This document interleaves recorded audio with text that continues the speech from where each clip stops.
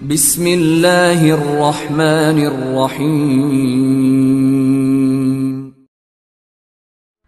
سامعین سے گزارش کی جاتی ہے کہ ہمارے دونوں چینلز کے پلیٹ فارم سے جتنی بھی آڈیو بکس کی ریکارڈنگ کمپلیٹ ہو چکی ہے اسے خود بھی سنیں اور زیادہ سے زیادہ شیئر کرنے کی کوشش کریں، اور ہمارے سوشل میڈیا پلیٹ فارم کے لنکس ڈسکرپشن میں دیے گئے ہیں، ہمیں سبسکرائب اور فالو ضرور کریں تاکہ آپ کو ضروری اپڈیٹس ملتے رہیں، اور ہماری ٹیم کی فنانشیل سپورٹ کے لیے پیٹریون کی لنک ضرور چیک کریں۔ جزاک اللہ۔ عقبہ بن نافع عالم اسلام کا ایک عظیم سالار اور فاتح افریقہ۔ مصنف اسلم راہی MA۔ ایپیسوڈ 16۔ ایک گہری سنسان اور ویران رات میں بربروں کا حکمران برانس ایک بہت بڑے لشکر کے ساتھ بڑی تیزی سے بغایا کے شمالی علاقوں کا رخ کیے ہوئے تھا۔ وہ جلد سے جلد رومنوں کے لشکر سے جا ملنا چاہتا تھا۔ رات اپنے انجام کے قریب پہنچ رہی تھی۔ وہ رومنوں سے جا ملنے کے لیے دن کے وقت کسی مناسب جگہ اپنے لشکر کے ساتھ گھات لگا لیتا تھا اور رات کے وقت سفر کرتا تھا تاکہ اس کی نقل و حرکت کی اطلاع مسلمانوں کو نہ پہنچے۔ جس وقت وہ سحر نمودار ہونے سے تھوڑی دیر پہلے بڑا مطمئن اور آسودہ حال اپنے لشکر کو اپنی منزل کی طرف روان دواں تھا، اچانک ایک طرف سے سقانہ بے چینی اور بیزاری اور اکتاہٹ میں حیرتوں کے بہرے بے قراں کی طرح نمودار ہو گیا تھا۔ گو سقانہ جو لشکر لے کر آیا تھا برانس کے مقابلے میں اس کی تعداد بہت کم تھی، لیکن ختم ہوتی رات کے لمحوں میں برانس کے قریب آ کر اچانک سقانہ نے زوردار انداز میں تکبیریں بلند کیں۔ اس کے بعد وہ برانس کے لشکر پر ٹوٹ پڑا تھا۔ دوسری طرف برانس چونکہ بڑے محتاط انداز میں رومنوں کی طرف پیش قدمی کر رہا تھا، شاید اسے اس بات کا احساس تھا کہ کسی بھی لمحہ اس پر مسلمان یلغار کر سکتے ہیں، لہٰذا پہلے چند لمحوں میں تو سقانہ نے برانس کے لشکر کا خوب قتل عام کیا تھا، لیکن اتنی دیر تک برانس نے اپنے لشکر کو سنبھال لیا۔ پھر اس نے جوابی کارروائی کرتے ہوئے سقانہ اور اس کے ساتھیوں پر تیز حملے شروع کر دیے تھے، لیکن برانس کی بدقسمتی کہ عین اسی لمحے اندھیرے کی کوکھ کے اندر سے محمد بن اوس نمودار ہوا۔ وہ اپنے لشکر کے آگے آگے کسی لازوال اور بے مثال عزم و ہمت کے ساتھ اپنے گھوڑوں کو ایڑ لگاتا ہوا میدان جنگ کی طرف بڑھا تھا۔ قریب آ کر اس نے بھی سقانہ ہی کے انداز میں تکبیریں بلند کیں۔ اس کے بعد وہ امیدوں کو کاٹ دینے والی قضا کی یورش کی طرح برانس کے لشکر پر حملہ آور ہوا تھا۔ پہلے برانس کو امید تھی کہ شاید جوابی کارروائی کرتے ہوئے سقانہ کے خلاف بھیڑتے ہوئے وہ رومنوں کی طرف جانے میں کامیاب ہو جائے گا، اب جو کہ ایک طرف سے اچانک اندھیرے کی چادر سے نمودار ہو کر محمد بن اوس نے بھی اس پر ضربیں لگانی شروع کر دی تھیں۔ تب ختم ہوتی رات کے اداس لمحوں کے اندر برانس اور اس کے لشکر کی حالت تیزی سے شکست بھری مجبوریوں، پاؤں تلے مسلے خشک پتوں سے بھی زیادہ ہولناک ہونا شروع ہو گئی تھی۔ برانس نے اب اندازہ لگا لیا تھا کہ مسلمانوں کے خلاف اس کا کوئی حربہ، کوئی جتن کامیاب نہیں ہوگا، اور اگر اس نے سورج طلوع ہونے تک مسلمانوں کو روکنے یا ان سے ٹکرانے کی کوشش کی تو مسلمان اس کے لشکر کا مکمل طور پر خاتمہ کر دیں گے، لہٰذا اندھیرے کی آڑ میں وہ جس طرف سے آیا تھا بچے کچے لشکر کو لے کر وہ بھاگ کھڑا ہوا تھا۔ جس قدر رسد اور ضروریات کا سامان وہ لے کر آیا تھا وہیں پھینک کر بھاگ نکلا تھا۔ محمد بن اوس اور سقانہ نے کچھ دور اس کا تعاقب کیا، پھر وہ پلٹے اس جگہ جہاں برانس کے ساتھ ٹکراؤ ہوا تھا۔ پھر محمد بن اوس اور سقانہ یکجا ہو گئے۔ اپنی کامیابی پر دونوں نے خوشی کا اظہار کرتے ہوئے ایک دوسرے کو مبارکباد دی۔ اس کے بعد محمد بن اوس سقانہ کو مخاطب کر کے کہہ رہا تھا، سقانہ میرے عزیز بھائی، یہ سارا سامان سمیٹ کر بغایا کی طرف چلے جاؤ، میں اپنی مہم کی تکمیل کروں گا۔ چونکہ سارے سالاروں کے ساتھ پہلے بھی رومنوں کے ساتھ نمٹنے کے لیے منصوبہ بندی ہو چکی تھی، لہٰذا محمد بن اوس کے ان الفاظ کے جواب میں سقانہ نے کچھ نہ کہا۔ اس کے ساتھ ہی محمد بن اوس وہاں سے ہٹا اور اپنے حصے کے لشکر کے ساتھ جدھر سے آیا تھا ادھر ہی غائب ہو گیا۔ سقانہ نے اپنے لشکر کے ساتھ برانس کے سارے سامان کو سمیٹنا شروع کر دیا۔ اتنی دیر تک مشرق سے سورج نے زمین کو جھانکنا شروع کر دیا تھا، اور اس کے ساتھ ہی سقانہ ہر چیز کو سمیٹ کر بغایا کا رخ کر رہا تھا۔ سقانہ اپنے لشکر کے ساتھ سامان سے لدا جب بغایا میں داخل ہوا تو عقبہ بن نافع نے سارے چھوٹے بڑے سالاروں کے ساتھ اس کا شاندار انداز میں استقبال کیا تھا۔ اس موقع پر عقبہ بن نافع نے نہ صرف سقانہ کو اس کی شاندار کامیابی پر مبارکباد دی بلکہ حیرت کا اظہار کرتے ہوئے اسے مخاطب کر کے کہنے لگا، سقانہ، مجھے امید تو تھی کہ جس وقت میں بغایا کے نواح میں رومنوں کے خلاف صف آرا ہوں گا تب کہیں جا کر تم اپنی مہم سے فارغ ہو کر مجھ سے ملو گی، لیکن تم تو میری امیدوں سے کہیں پہلے ہی سامان سے لدے بغایا میں داخل ہو گئے ہو۔ اپنے مخبروں کے ساتھ میرا برابر رابطہ ہے اور وہ مجھے اطلاع دے چکے ہیں کہ کل کسی وقت رومن لشکر بغایا کے نواح میں پہنچے گا، چنانچہ میں بھی اپنے لشکر کے ساتھ کل صبح تک بغایا سے نکل کر شہر کے نواح میں ان کی راہ روکوں گا۔ تم نے حیرت انگیز طور پر یہاں تک کہتے ہوئے عقبہ بن نافع کو رک جانا پڑا تھا، اس لیے کہ ہلکی ہلکی دھیمی دھیمی مسکراہٹ میں سقانہ بول اٹھا، امیر محترم، برانس کو شکست میں اکیلے نے نہیں دی، میں نے آپ کے سامنے برانس کی لشکر کی تعداد کا جو اندازہ لگایا تھا، برانس اس سے بھی بڑا لشکر لے کر رات کی گہری تاریکی میں رومنوں سے جا ملنے کے لیے بڑی تیزی سے پیش قدمی کر رہا تھا۔ میں بھی اس کی عددی فوقیت کو نظر انداز کرتے ہوئے رات کے وقت اچانک تکبیریں بلند کرتا ہوا حملہ آور ہوا تھا، اور میرے لشکریوں نے پہلے ہی حملے میں اس کے لشکر کے ایک خاصے حصے کو کاٹ کر رکھ دیا تھا، لیکن اس کے لشکر کی تعداد چونکہ بہت زیادہ تھی لہٰذا اتنی دیر تک سنبھل کر وہ میرے خلاف جوابی کارروائی کرنے لگا تھا، لیکن شاید رات کے وقت کھلے اور وسیع صحراؤں کے اندر قدرت پوری طرح میری مدد پر آمدہ تھی، چنانچہ خلاف توقع اچانک ایک طرف سے رات کے پچھلے پہر میں تکبیریں بلند ہوئیں۔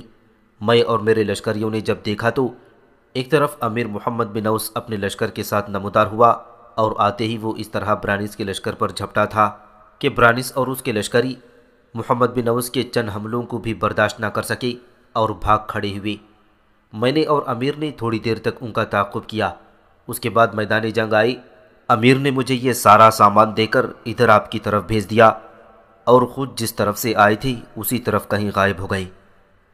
سقانہ سے ساری تفصیل سن کر عقبہ بن نافع کچھ دیر تک گہری سوچوں میں ڈوبا رہا، پھر خوشی کا اظہار کرتے ہوئے کہنے لگا، محمد بن اوس بھی کمال کا سالار ہے۔ سقانہ، تم جانتے ہو میں نے اسے تمہاری مدد کرنے کا فرض نہیں سونپا تھا، نہ ہی ہم سب میں یہ طے ہوا تھا کہ جس وقت تم برانس سے ٹکراؤ گے محمد بن اوس کہیں سے نکل کر تمہاری مدد کرے گا، لیکن یہ اس کی مہربانی ہے اور اس کی چاہت ہے، ملت سے اس کی محبت ہے کہ حالات کو دیکھتے ہوئے وہ آپ ہی آپ تمہاری طرف متوجہ ہوا اور تھوڑے ہی وقت میں تمہاری کامیابی کو یقینی اور برانس کو ذلت آمیز شکست کو آخری شکل دے کر اپنی منزل کی طرف چلا گیا۔ اتنا کہنے کے بعد عقبہ بن نافع رکا، کچھ سوچا، اس کے بعد وہ سقانہ کی طرف دیکھتے ہوئے کہہ رہا تھا، سقانہ، جو تم برانس سے مال غنیمت لے کر آئے ہو اسے شہر پناہ کے قریب ڈھیر کر دو، کیونکہ خداوند قدوس نے ہمیں ایک بڑے لشکر کے مقابلے میں عمدہ اور شاندار فتح دلائی ہے، لہٰذا شام سے پہلے پہلے یہ سارا سامان لشکریوں میں تقسیم کر دیا جائے گا تاکہ ان کی دل جوئی ہو۔ اب تم اپنے لشکریوں کو لے کر خود بھی آرام کرو اور انہیں بھی آرام کا موقع فراہم کرو، اس لیے کہ کل صبح ہم اپنے لشکر کو لے کر نکلیں گے اور بغایا کے نواح میں رومنوں کی راہ روکیں گے۔ اس کے ساتھ ہی سقانہ اپنے لشکر کو لے کر ایک طرف چلا گیا تھا، جبکہ عقبہ بن نافع کا بغایا کے اندر جو پہلے سے لشکری موجود تھے وہ اس سامان کو شہر پناہ کے قریب ڈھیر کرنے لگی تھی جو سامان سقانہ اپنے لشکر کے ساتھ لے کر آیا تھا۔ عقبہ بن نافع اپنے لشکر کے ساتھ بغایا کے نواح میں ایک مناسب جگہ پڑاؤ کر گیا تھا۔ عقبہ بن نافع کے جاسوس رومنوں کے لشکر کی پل پل کی خبریں اور نقل و حرکات بہم پہنچا رہی تھی۔ انہوں نے عقبہ بن نافع پر یہ بھی واضح کر دیا تھا کہ رومنوں کا لشکر آتے ہی ان سے ٹکرانے کی کوشش کرے گا۔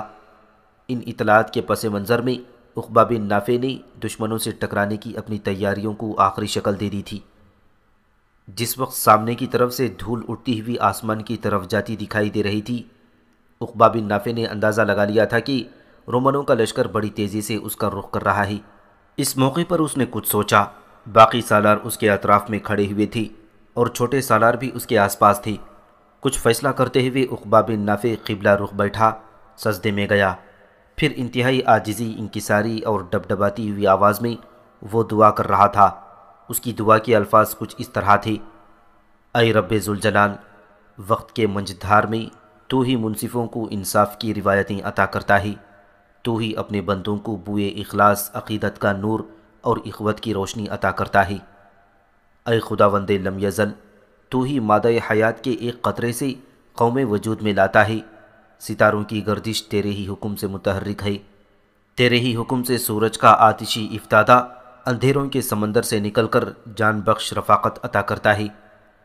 آسمان پر ایک دوسرے کے تعاقب میں بھاگتے بادل اور اپنی پوری تاریکیوں سے تیرے ہی کن کے تابع فرمان ہیں۔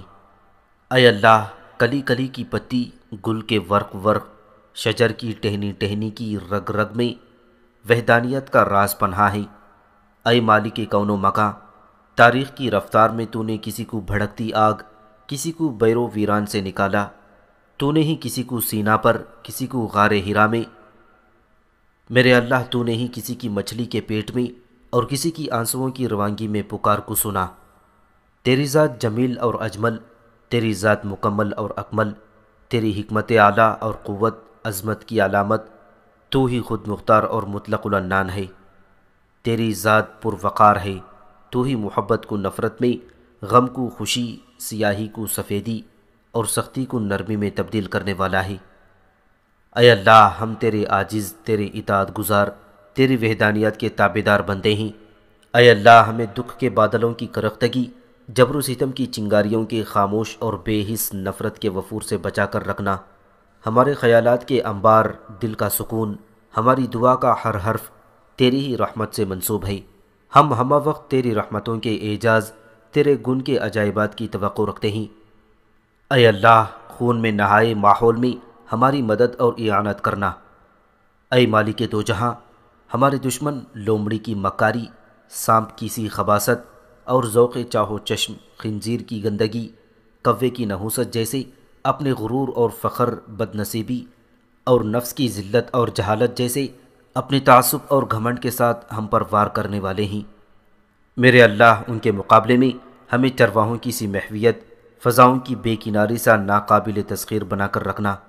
اے اللہ، دشمن کے مقابلے میں ہمیں قمقموں کی ذوفشانی، زمزموں کی ساحری جیسی کامیابی، لؤلؤ احمر اور قوس قزح کے لہروں اور نور سعادت کے چشموں جیسی روشنی عطا فرمانا۔ اتنا کہنے کے بعد عقبہ بن نافع رک گیا تھا اور اٹھ کھڑا ہوا۔ اس کے بعد اس نے اپنی نم آلود آنکھیں خشک کیں۔ اس کے ارد گرد کھڑے اس کے سالار بھی اس کے حروف سن کر اپنی آنکھوں کی نمی پوچھ رہے تھے۔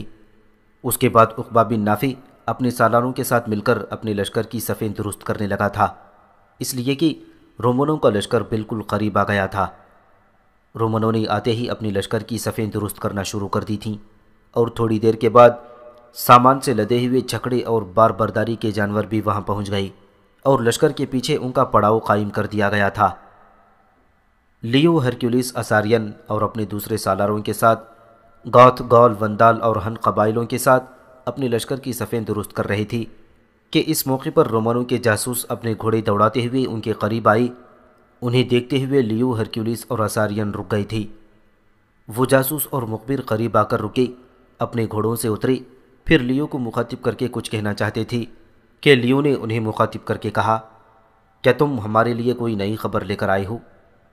جواب میں آنے والوں میں سے ایک اپنے ہونٹوں پر زبان پھیرتے ہوئے کہنے لگا، آپ کا اندازہ درست ہے، ہم آپ کے لیے ایک نئی بلکہ اچھی خبر لے کر آئے ہیں جو یقیناً ہماری فتح مندی کا باعث بن سکتی ہے۔ اس مخبر کے ان الفاظ پر لیو، ہرکیولیس اور اسارین کے علاوہ دوسرے سالاروں کی آنکھوں میں بھی چمک پیدا ہو گئی تھی۔ پھر لیو نے غور سے اس کی طرف دیکھتے ہوئے پوچھا، اگر کوئی ایسی خبر ہے تو بتاؤ، دیر کاہے کی؟ جواب میں وہ مخبر بول اٹھا، خبر یہ ہے کہ مسلمانوں کے لشکر میں آج ان کا نامور سالار محمد بن اوس اور نعیم بن حماد دونوں شامل نہیں ہیں۔ لشکر میں اس وقت عقبہ بن نافع کے علاوہ زہیر بن قیس، حنس بن عبداللہ اور بربر سالار سقانہ ہیں۔ اپنے مخبر کے یہ الفاظ سن کر لیو نے خوشی کا اظہار کیا تھا۔ اس کے بعد وہ بول اٹھا، تمہارے خیال میں محمد بن اوس اور نعیم بن حماد کہاں ہو سکتے ہیں؟ اس پر وہ مخبر بول اٹھا، محمد بن اوس اور ابن حماد کے محل وقوع کو تو ہم نہیں جان سکتے، لیکن مسلمانوں کا جو لشکر اس وقت ہمارے لشکر کے سامنے اپنی صفیں درست کر رہا ہے، اس میں یہ دونوں سالار موجود نہیں ہیں۔ وہ مخبر مزید کچھ کہنا چاہتا تھا کہ رک گیا، اس لیے کہ کچھ اور سوار اپنے گھوڑے سرپٹ دوڑاتے، دھول اڑاتے وہاں پہنچے تھے۔ آنے والے ان سواروں نے لیو ہرکیولیس اور اساریان کے قریب آ کر اپنے گھوڑوں کو روکا اور نیچے اتری تھی۔ وہ بھی رومنوں کے مخبر ہی تھے۔ پھر آنے والوں میں سے ایک نے لیو کو مخاطب کر کے کہا، ہم آپ کے لیے ایک بری خبر لے کر آئے ہیں۔ اس جنگ میں بربر حکمران برانس نہ آپ کے ساتھ مل سکے گا اور نہ آپ کی کوئی مدد کر سکے گا۔ گزشتہ رات وہ بڑی برق رفتاری سے ہمارے لشکر میں شامل ہونے کے لیے سفر کر رہا تھا کہ بربروں کا دوسرا مسلمان سالار سقانہ اپنے ایک لشکر کے ساتھ اس پر حملہ آور ہوا اور برانس کو تاریکی میں ہی اس نے بدترین شکست دے کر واپس بھاگ جانے پر مجبور کر دیا۔ جہاں پہلے سنائی جانے والی خبر پر لیو ہرکیولیس اور اساریان خوشی کا اظہار کر رہے تھے، وہاں دوسری خبر ان کے لیے اذیت اور تکلیف کا باعث بن گئی تھی۔ لیو کچھ دیر رکا، پھر نئے آنے والوں کو مخاطب کر کے کہنے لگا، یہ انکشاف یقیناً ہمارے لیے تکلیف دہ ہے کہ سقانہ نے رات کی تاریکی میں برانس پر حملہ آور ہو کر اسے شکست دے کر بھاگ جانے پر مجبور کر دیا۔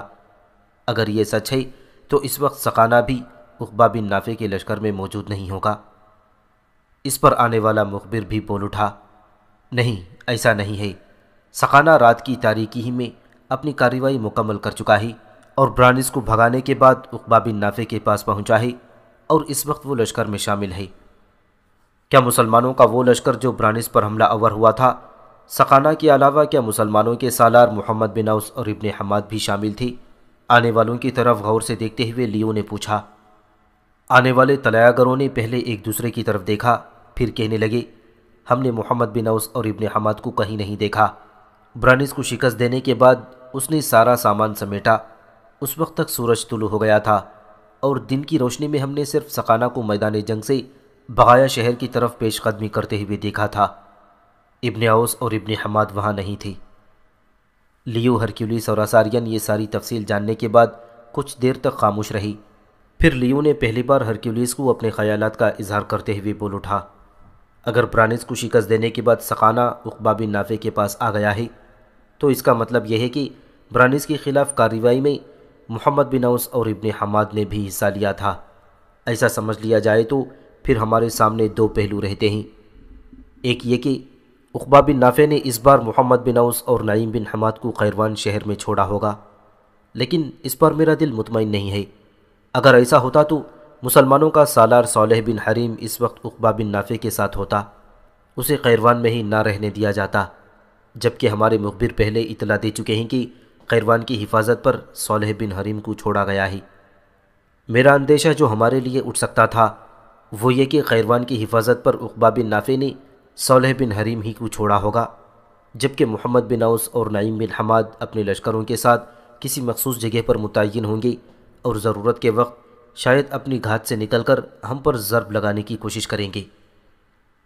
وہ جب خاموش ہوا تو اساریان نے بھی اس کی تائید کی اور ان دونوں کی طرف دیکھتے ہوئے لیو بول اٹھا، میرے عزیز بھائیوں، میں تم دونوں کے خدشات سے اتفاق کرتا ہوں۔ اگر محمد بن اوس، نعیم بن حماد اس وقت مسلمانوں کے لشکر میں نہیں ہیں تو پھر ہمیں فی الفور جنگ کی ابتدا کرنی چاہیے۔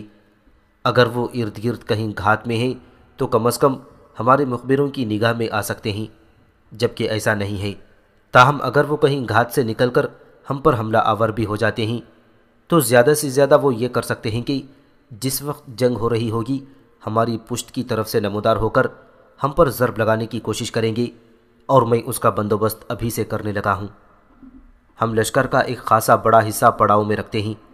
اگر محمد بن اوس یا ابن حماد ہماری پشت سے نمودار ہو کر ہم پر حملہ آور ہونے اور ہمیں نقصان پہنچانے کی کوشش کریں گے تو جو لشکر پڑاؤ میں ہوگا وہ جوابی کارروائی کرتے ہوئے انہیں مار بھگانے میں کامیاب ہو جائے گا۔ اور پھر ذرا سامنے دیکھو اور اپنے لشکر کا بھی جائزہ لو۔ عقبہ بن نافع جو لشکر ہمارے سامنے لایا ہے اس کی عددی لحاظ سے ہمارے مقابلے میں کوئی حیثیت ہی نہیں، لہٰذا میں سمجھتا ہوں کہ ہمیں جنگ کی ابتدا کرنے میں وقت ضائع نہیں کرنا چاہیے اور فی الفور ابتدا کرتے ہوئے مسلمانوں پر شکست طاری کرتے ہوئے اپنا مقصد حاصل کر لینا چاہیے۔ ہرکیولیس کے علاوہ اساریان اور دیگر سالاروں نے بھی لیو کی اس تجویز سے اتفاق کیا تھا۔ پھر سارے سالار مل کر بڑی تیزی سے لشکر کی صفیں درست کرنے لگے تھے۔ سب سے پہلے لشکر کا ایک حصہ علیحدہ کر کے اسے چند رومن سالاروں کی سرکردگی میں پڑاؤ کے اندر متعین کروا دیا گیا تھا، اور اس کے ذمے یہ کام لگایا گیا تھا کہ کسی بھی صورت میں پشت کی جانب سے مسلمانوں کے کسی اور لشکر سے متوقع حملے کی صورت میں وہ حملہ آوروں پر وارد ہو کر انہیں مار بھگائیں گے۔ اس کے بعد باقی لشکر کو 3 حصوں میں تقسیم کر دیا گیا۔ وسطی حصے میں لیو خود رہا، دائیں جانب کے حصے پر ہرکیولیس اور بائیں جانب کے حصے کی کمانداری اساریان کے سپرد کر دی گئی تھی۔ رومنوں کی طرح عقبہ بن نافع نے بھی اپنے لشکر کو 4 حصوں میں تقسیم کر دیا تھا۔ ایک حصہ عقبہ بن نافع نے اپنی کمانداری میں رکھا اور وہ قلب میں رہا۔ دائیں جانب پر زہیر بن قیس کو مقرر کیا گیا اور بائیں جانب کے لشکر کی کمانداری حنس بن عبداللہ کو سونپی گئی۔ ایک لشکر جو برانس کے خلاف سقانہ کی کمانداری میں گزشتہ شب کام کر چکا تھا، اسے سقانہ کی کمانداری پر رکھا گیا تھا اور اس کے ذمے یہ کام لگایا گیا تھا کہ جس وقت جنگ شروع ہو تو مسلمانوں کے لشکر کے جس حصے میں بھی کمزوری کے آثار ہوں، سقانہ فوراً اس حصے کی مدد کے لیے پہنچے گا۔ ایسا اس لیے کیا گیا تھا کہ مسلمانوں کے لشکر کے مقابلے میں رومنوں کا لشکر بہت بڑا تھا اور اس طریقے سے رومنوں کے لشکر کے دباؤ کو آسانی سے روکا جا سکتا تھا۔ جنگ کی ابتدا رومنوں نے کی تھی، چنانچہ رومن لشکر نے ایک ساتھ دباؤ ڈالتے ہوئے بے رحمی کے خونخوار قافلوں کی طرح آگے بڑھا تھا۔ اس کے بعد وہ مایوسی کے ہیجان کی طرح مسلمانوں پر حملہ آور ہوئے تھے۔ اس موقع پر عقبہ بن نافع اور اس کے ساتھی سالاروں نے بھی اپنے لشکر کے ساتھ بیابانوں کے ریگزاروں، عذابوں کے ہولناک منجدار برپا کرتے ہوئے شیر کی دہاڑ کی طرح رومنوں پر ضربے لگانے لگے تھے۔ دشمن یہ خیال کر رہے تھے کہ انہیں چونکہ عددی فوقیت حاصل ہے لہٰذا وہ مسلمانوں پر جلد غالب آ جائیں گے، لیکن جب جنگ کی بھٹی خوب بھڑک اٹھی تب وقت نے دیکھا کہ کھلی آستینوں والے عرب درسگاہ جہاں کے معلم اور عارف آفاق بن کر دشمن پر راز دہر کی طرح جس طرف بھی رخ کرتے تھے، رومنوں کے صفوں کی صفوں کو کاٹتے چلے جا رہے تھے۔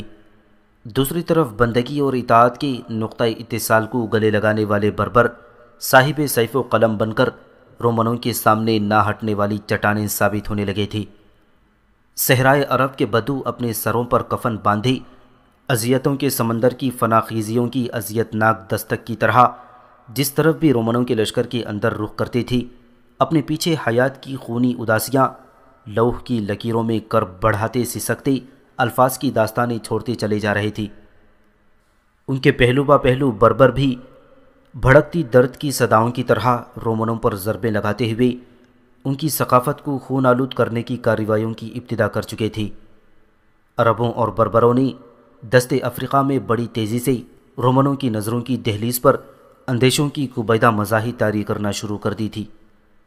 جس وقت جنگ اپنے عروج پر تھی اور مسلمان لشکری جب ایک رومن کو ہلاک کرتے ہوئے اس کی جگہ لینے کے لیے 3 رومن آگے بڑھاتے تھے، اور مسلمان لشکری جب ایک رومن کو ہلاک کرتے تو اس کی جگہ لینے کے لیے 3 رومن آگے بڑھتے تھے، تب اچانک ایسا ہوا کہ مسلمانوں کے لشکر نے بغایا شہر کی طرف پسپائی اختیار کی تھی۔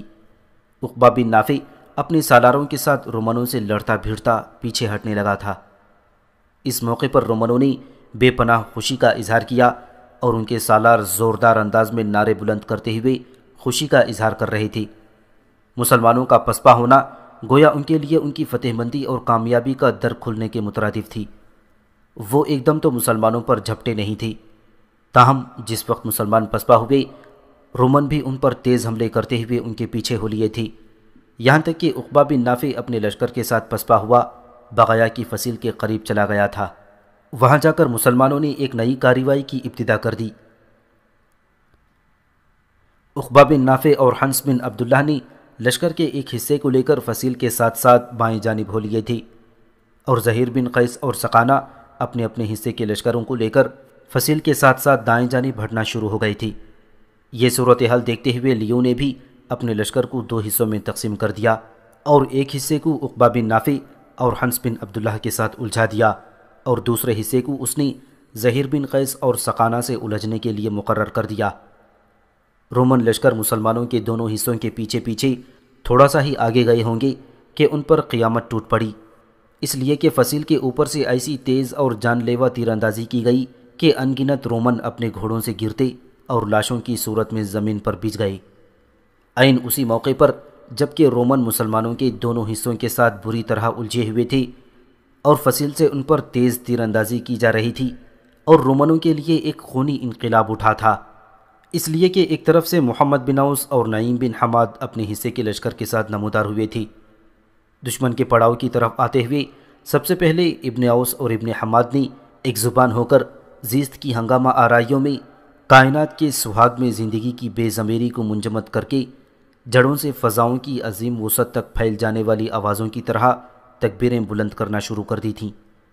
ان تکبیروں نے ان رومنوں کو چونکا کر رکھ دیا تھا جو اس وقت عقبہ بن نافع اور اس کے سالاروں کے خلاف برسر پیکار تھے۔ عین اسی لمحے محمد بن اوس اور ابن حماد نے زوردار آواز میں اپنے لشکریوں کو مخاطب کر کے کہنا شروع کیا تھا، میرے ہمدموں، میرے مجاہدوں، دشت و دمن اور گھاٹیوں میں 100,000 آواز پھیلتی تکبیریں بلند کرو۔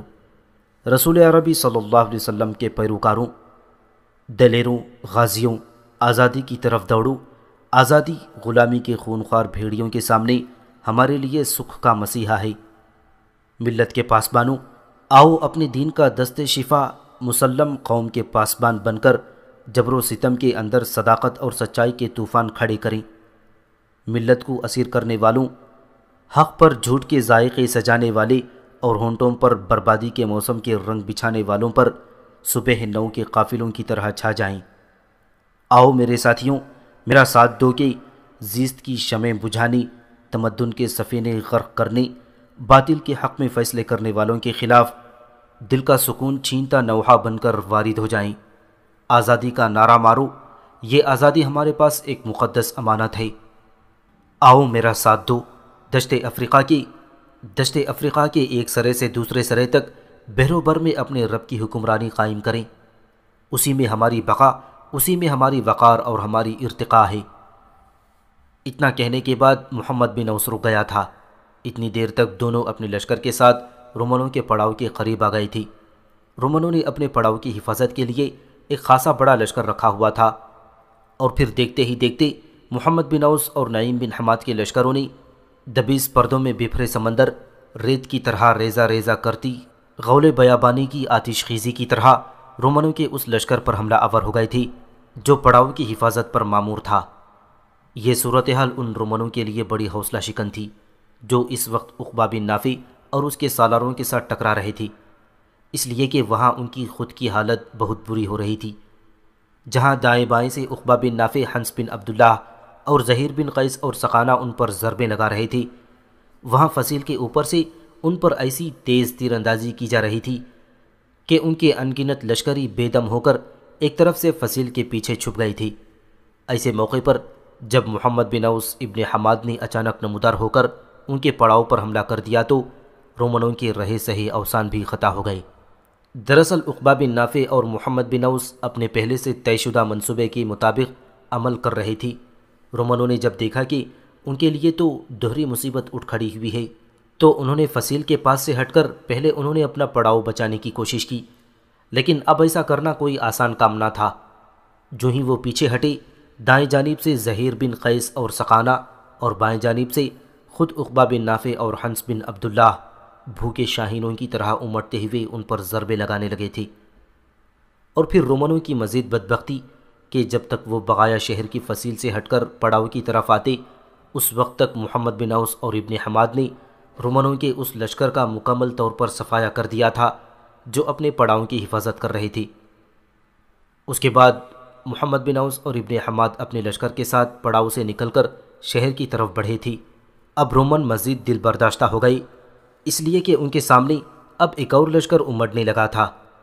رومنوں کی تعداد اب بھی مسلمانوں سے کافی زیادہ تھی، لہٰذا اس موقع پر رومنوں کے سالاروں میں سے لیو ہرکیولس اراسارین نے فی الفور یہ فیصلہ کیا کہ اپنے پڑاؤ کی طرف بڑھتے ہوئے انہوں نے لشکر کو کئی حصوں میں تقسیم کیا تاکہ سامنے اور پشت دونوں طرف سے مسلمانوں کے حملوں کو روک سکیں۔ اتنی دیر تک سامنے کی طرف سے محمد بن اوس اور نعیم بن حماد بھی ان پر حملہ آور ہو گئی تھی۔ رومنوں نے اپنے بڑے سالاروں لیو ہرکیولس اراسارین کے علاوہ اپنے دوسرے سالاروں کی سرکردگی میں کئی حصوں میں بٹ کر مسلمانوں کے زوردار حملوں کا مقابلہ کرنا شروع کر دیا تھا، پر ایسا کرنا اب انہیں بے حد دشوار اور تکلیف دہ دکھائی دے رہا تھا، اس لیے کہ رسول عربی صلی اللہ علیہ وسلم کے نمائندے تغیر کے رازداروں کی طرح دشت دشت پر موت اور بحر و بر کی بھیانک آندھیوں کی طرح ان پر امڑ رہے تھے۔ سامنے کی طرف سے محمد بن اوس اور ابن حماد نے بھی بری طرح ان سے ٹکرا کر ان کی تعداد کم کرنا شروع کر دی تھی، اور پھر رومنوں کی بدبختی کہ پشت کی جانب سے بائیں طرف سے عقبہ بن نافع اور حنس بن عبداللہ بارش اور اولوں کی شدت کی طرح حملے کر رہے تھے۔ اس وقت ان کی دشواریوں اور مصیبتوں میں اور اضافہ ہو گیا، جبکہ مسلمان لشکری جو بغایا شہر کی فصیل کے اوپر تیر اندازی کے لیے مقرر تھی، انہوں نے تیر اندازی ختم کر دی اور اپنی تلواریں اور ڈھالیں سنبھالتے ہوئے شہر پناہ کا دروازہ کھلوا کر وہ بھی باہر نکلے اور پشت کی جانب سے جبلت کی طرح متحرک خون آمیز تلواروں کی طرح رومنوں پر ٹوٹ پڑے تھی۔ رومن زیادہ دیر تک ان کئی طرفہ حملوں کا دفاع نہ کر سکے اور نہ ہی کہیں پاؤ جما سکے تھے، اور جنگ کے اندر کوئی بھی تبدیلی پیدا کرنے میں کامیاب نہ ہو سکی۔ کچھ دیر تک بغایا کی نواح میں گھمسان کا رن پڑا رہا۔ رومنوں نے اپنی طرف سے پوری کوشش کی کہ کسی نہ کسی طرح لڑتے بھیڑتے وہ اپنے پڑاؤ تک پہنچنے اور اپنے پڑاؤ کے اندر جو ان کی خوراک اور دیگر سامان کی وسیع ذخائر تھی وہ مسلمانوں کے ہاتھ نہ لگنے دیں اور ایک بار پھر جم کر مسلمانوں کا مقابلہ کریں، لیکن ان کی کوئی تدبیر، ان کا کوئی جتن کامیاب نہ ہونے پا رہا تھا۔ اور پھر رومنوں کے لیے یہ بھی مصیبت اٹھ کھڑی ہوئی تھی کہ وہ رومن جو اگلی صفوں میں حملے کر رہے تھے، انہوں نے جب دیکھا کہ آگے پیچھے ان کی ساتھیوں کی لاشیں تیزی سے بکھرنے لگی ہیں، تب ان کے ولولے، ان کے جذبے بڑی تیزی سے ماند پڑنے لگے تھی۔ رومنوں کے تینوں بڑے سالاروں لیو، ہرکیولیس اور اسارین کے لیے یہ بڑے سخت لمحات تھے۔ دوسری طرف گال، گوتھ، وندال اور ہن قبائل کی لشکریوں کے علاوہ جو ان کے بڑے سالار جنگ میں حصہ لے رہے تھے، مسلمانوں نے ان پر بھی حملہ آور ہو کر ان کے اوسان خطا کر دیے تھے۔ وہ بڑے جنگجو اور میدان جنگ کے بڑے ناقابل تسخیر مانے جاتے تھے، لیکن یہاں عام مسلمانوں نے انہیں دھلے ہوئے کپڑے کی طرح پچھاڑ کر رکھ دیا تھا۔ رومن سالاروں کے علاوہ قبائل کے سالاروں نے جب دیکھا کہ مسلمان تو لمحہ بہ لمحہ نہ صرف ان پر چھاتے جا رہے ہیں بلکہ بڑی تیزی سے ان کے لشکر کی تعداد کم کرتے جا رہے ہیں، تب انہیں اندیشہ ہوا کہ اگر صورتحال زیادہ دیر تک ایسی ہی رہی تو پھر وہ لمحہ بھی آ جائے گا جب مسلمان مکمل طور پر ان کا صفایا کر کے رکھ دیں گے۔ اس پر بڑی تیزی سے سارے سالاروں نے تیز رفتار ہرکاروں کے ذریعے ایک فیصلہ کیا، اور اس کے بعد اپنی شکست کو قبول کرتے ہوئے رومن بھاگ کھڑے ہوئے تھے۔ رومنوں اور ان کے اتحادیوں کو مسلمانوں کے ہاتھوں ایک بدترین شکست ہوئی تھی۔ عقبہ بن نافع نے سقانہ کے علاوہ ان لشکریوں کو جو فصیل کے اوپر تیر اندازی ترک کر کے رومنوں پر حملہ آور ہوئے تھے، رومنوں کے پڑاؤ کی ہر چیز کو سمیٹنے اور اس پر قبضہ کرنے کے لیے مقرر کر دیا، جبکہ باقی سالاروں اور لشکریوں کے ساتھ وہ بھاگتے رومنوں کی تعاقب میں لگ گیا تھا۔ کچھ دور تک یہ تعاقب ہولناک انداز میں جاری رہا۔ جب عقبہ بن نافع نے اندازہ لگایا کہ دشمن اب اس قابل نہیں رہا کہ پلٹ کر ان کے لیے کسی نقصان کا باعث بن سکتا ہے کہ دوبارہ جنگ کی ابتدا کرنے کا حوصلہ کرے، تب عقبہ بن نافع اپنے لشکر کے ساتھ جہاں جنگ ہوئی تھی واپس وہاں آیا۔ اس کی آمد تک سقانہ اور چھوٹے سالاروں نے جنگ میں کام آنے والوں کی تکفین کے علاوہ زخمیوں کی مرہم پٹی کا بھی خوب سامان کر دیا تھا۔ رومنوں کے پڑاؤ کی ہر چیز کو بھی اپنے قبضے میں لے لیا تھا۔ ایسا کرنے کے بعد عقبہ بن نافع جب اپنے رومنوں کے پڑاؤ میں آیا اور سب سالار جب ایک جگہ جمع ہوئے، تب کچھ دیر تک عقبہ بن نافع باری باری سب کی طرف توصیفی انداز میں دیکھتا رہا، پھر کہنے لگا، میرے عزیز ساتھیوں، ہم سب نے انتہائی رازداری کے ساتھ دشمن کے خلاف حرکت میں آنے کے لیے جو منصوبہ بندی کی تھی اس میں ہم پوری طرح کامیاب ہوئے ہیں۔ میرے خیال میں دشمن کے اس پڑاؤ میں جس قدر سامان ہے، اس سے پہلے اتنا سامان ہمیں کسی جنگ میں نہیں ملا ہوگا۔ ساتھ ہی رومنوں کو جو ہم نے بدترین شکست دی ہے تو کچھ عرصے تک وہ اپنی شکست کے زخم چاٹتے رہیں گے اور فی الفور کسی بھی مقام میں ہمارے خلاف حرکت میں آنے کی کوشش نہیں کریں گے۔ اتنی دیر تک ہم نہ صرف ان کے مددگار مجوسیوں کے خلاف حرکت میں آ سکیں گے بلکہ کچھ مزید شہروں اور قلعوں پر قبضہ کرنے کی کوشش کریں گے جس پر ان دنوں رومنوں کا قبضہ ہے اور وہ ان کی گرفت میں ہیں۔ عقبہ بن نافع رکا اور پھر کہنے لگا، میرے عزیز ساتھیوں، اس وقت جنگ میں زخمی ہونے والے ہمارے لشکری ہمارے منتظر ہوں گے کہ ہم ان کی دیکھ بھال کے علاوہ ان کی احوال پرسی کریں، زخمی ہونے والوں سے ملیں، ان کا حوصلہ بڑھائیں اور ان کی دیکھ بھال کریں۔ عقبہ بن نافع کے ان خیالات سے سارے سالاروں نے اتفاق کیا تھا، پھر سب چپ چاپ اس کے ساتھ ہو لیے تھے۔ اللہم اجعل فی قلبی نورا